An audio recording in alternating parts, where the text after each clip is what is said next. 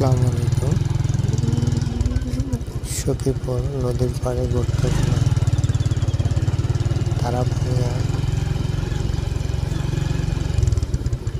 Launch ঘাট একটু সামনে আগে দেখাচ্ছি আমি। তারাভাঙা লঞ্চ ঘাট, এই লঞ্চ ঘাট দুইটা মিলে এডিট করতে পারবেন না? চাঁদপুরের থেকে এক মিনিট দেবো না।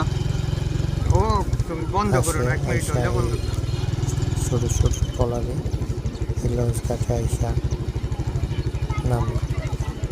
এই তারাভাঙা এলাকার লোকজন, সখীপুরের লোকজন, তারা চাঁদপুরের সাথে যাতায়াতটা বেশি।